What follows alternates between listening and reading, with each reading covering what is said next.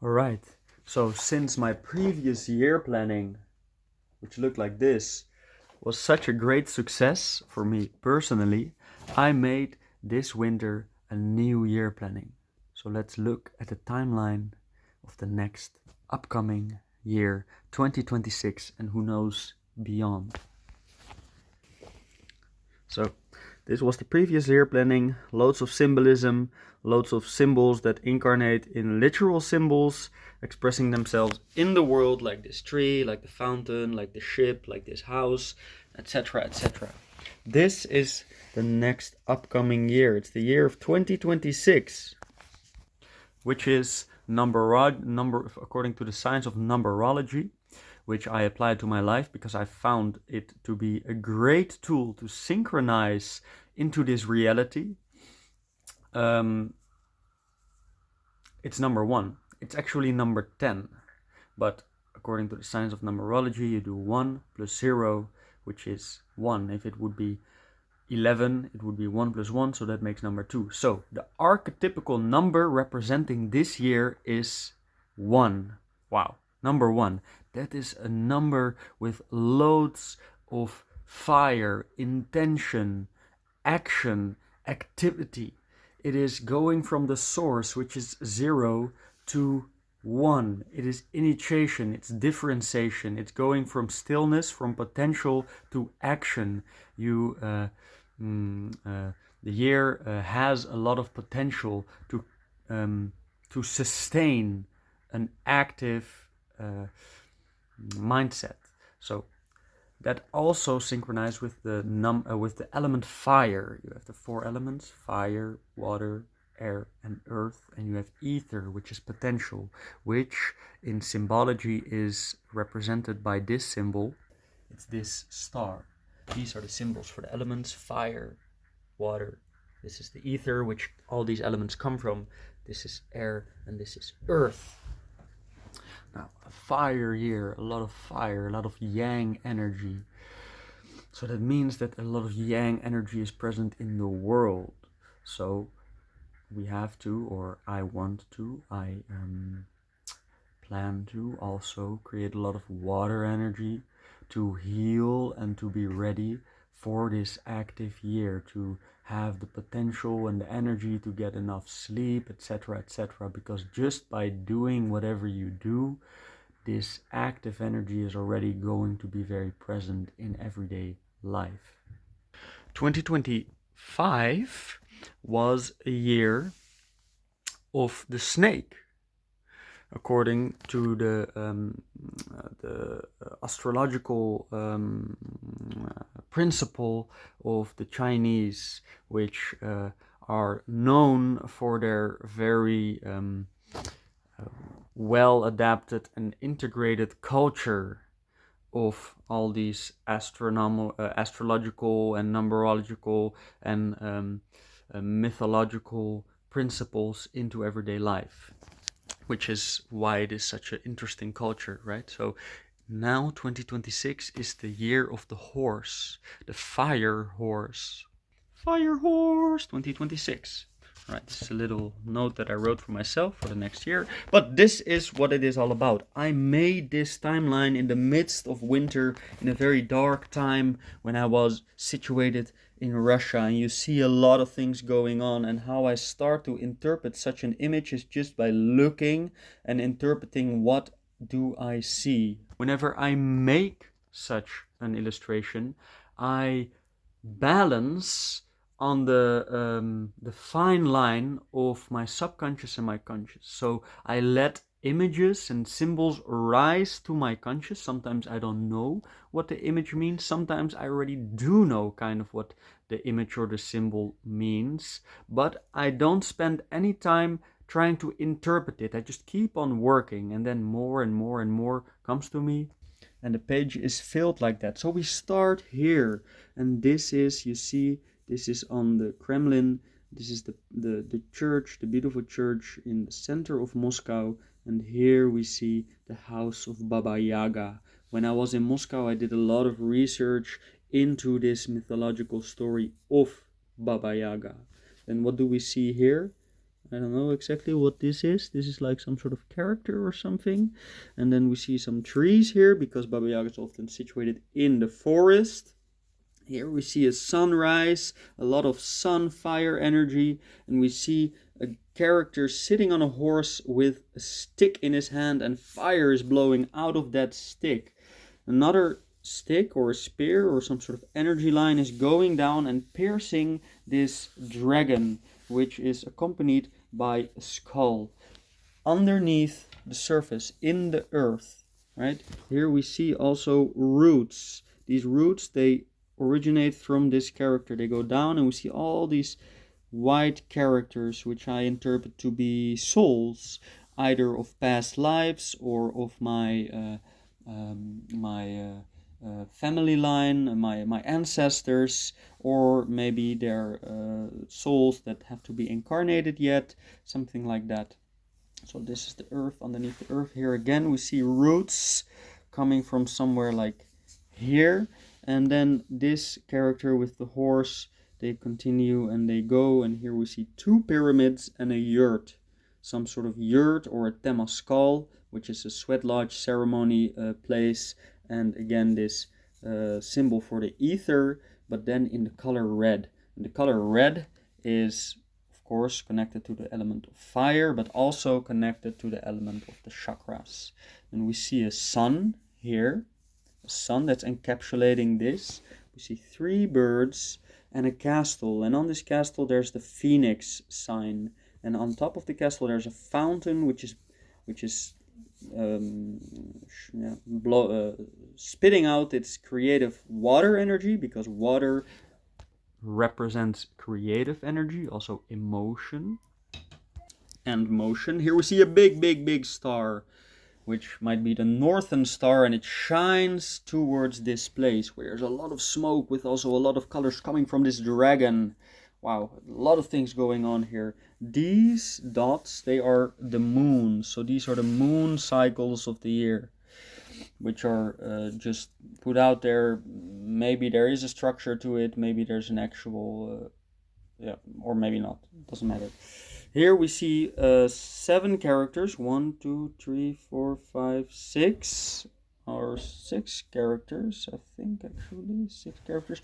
1 character for every color of the rainbow. Here also we see the rainbow next to this water fountain appearing, and the dragon also has rainbow spikes on his back. 3 pyramids and a sword. A sword is connected to of air in the philosophy of alchemy, and also in the tarot, which is a highly symbolical card deck, which I also studied and am still studying and implement also in these kind of illustrations. The dragon is blowing out all this dark smoke, and in this smoke we see also in the light of this star all these colors, and these colors to me they represent a wholesome collection of my different disciplines as an artist, my creative abilities. So red would be for really material things like ceramics, and blue would be for illustrations, and green for storytelling, etc, etc, etc. I've got a whole list where I connected all these things a few years ago. So that is already how I consciously, subconsciously connected these things and now use them as tools to integrate. Here we see again a stick with that splits into 2 pathways, and such a stick with like little flowers on it is also coming from the I recognize it from the symbolism of tarot. So the stick, also the stick that he's holding, now it's split into 2, it's growing with little flowers. It is the element of fire. Then we also see some water here underneath the castle, or some blue energy, so to say, and blue sky above with some stars like this, and again the ether star. So this is as far as the visual, just analyze the how do you say it, analyzation, the analyzing of the visuals of this timeline. And then I can start to interpret what do these things mean. But interpreting this is only for the reason of kind of anticipating on what I might expect. And at the same time, of course, this is not an oracle. So it's also a planning that is coming from my subconscious that I can now reflect on. So I have now a little bit of a direction of where I want to go, because of course it's also biased to the things that I already kind of anticipate on wanting to experience, but I don't know what this castle is going to represent. I will have to think and meditate about what does a castle actually mean, and where might I find such a castle. Is it going to be an actual literal castle? Because last year this fountain was also present here, and this fountain to me at the time represented, this is the old timeline of previous year, represented my troubadour car. It's like a fountain is often a place in a square where people can join and sit around the fountain and enjoy this place and the beauty of it.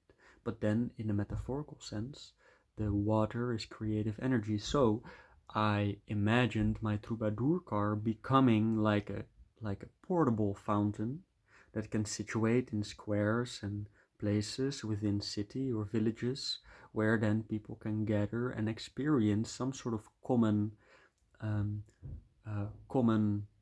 aesthetic joy, so to say, and this creative water flow and energy of it. But last year, this fountain was actually an literal place. It was an actual fountain that I saw with exactly this rainbow, and in that place I had a very beautiful experience. And that experience was playing together with the treble notes on stage. I played an original song. It was all totally improvised, and it was awesome. From my head to my back, from my feet to my toes, the crystals say I love you, it already knows where I will go, where I will go. It wrapped my vision in the life of my love, oh yeah.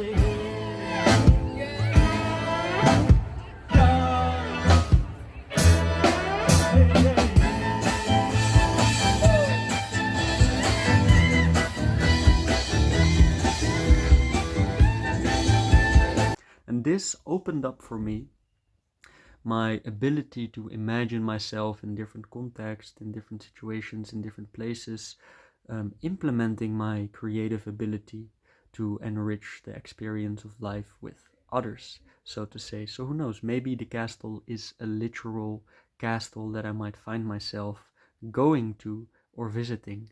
I just really hope that the dragon in my timeline is not a literal dragon that I will meet coming flying from the sky. Dragons are symbolizing challenges oftentimes, and that might suggest that there's going to be a challenge here at the end of the year, or maybe a challenge that is resolved, or maybe this is already 2027 where this starts, and then the dragon is going to be there. And here in the end we see again Baba Yaga. Here's Baba Yaga.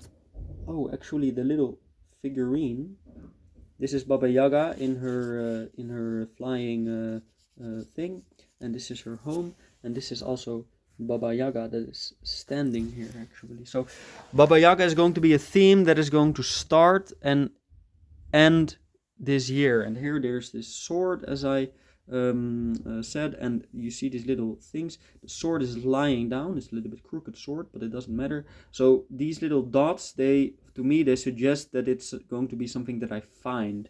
Here there are also horses, one horse, one horse, one horse, and this is the element of fire. You see these triangles within the pyramid, so fire, fire, fire. And this is like a creative army, so to say, either a literal physical army, a spiritual army of creatives, or an inner army that is marching towards this dragon or something like that. So I aligned all my creative abilities, my multidisciplinary practices to continue my journey, so to say. So Baba Yaga is a story coming from the eastern regions of Europe, also very well known and popular in the culture of Russia. And it is essentially always a story about some sort of initiation of a boy or a girl that is then sent to the forest and meets Baba Yaga, and there Baba Yaga gives them a challenge they have to overcome. And this challenge always seems like impossible to fulfill, but with the help of their either intuition, their intellect, their creative ability, or their synchronicity with the natural creatures like animals that help them or the elements that help them, they overcome. And because they overcome the challenge, they will not get eaten by the witch. And nobody really gets eaten ever in one of these stories by the witch, but there's this tension of it might happen.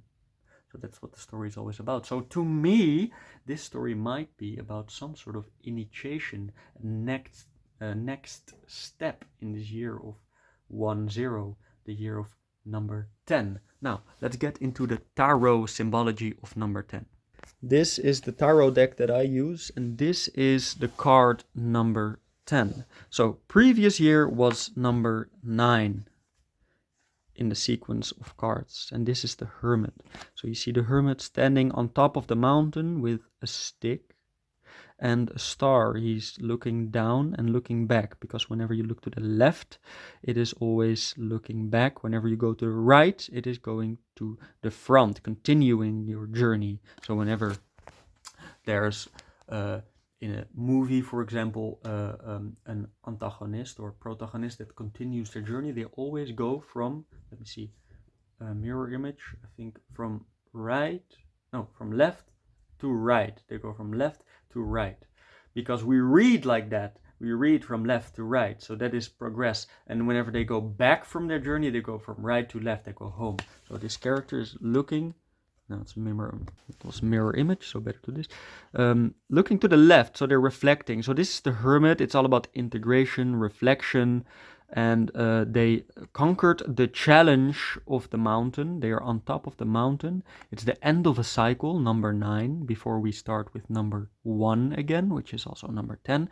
And this is the moment and the year where you would, for example, reflect on what are the qualities and what are the people, what is my tribe that I would like to hold on to for the next upcoming years to co-create a really beautiful world. The Hermit is someone that really dives into themselves, looks within themselves, and with this star, which is their kind of like their soul destiny, their path to follow.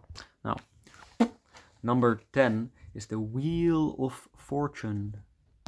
The Wheel of Fortune, and this is a very, very complicated card.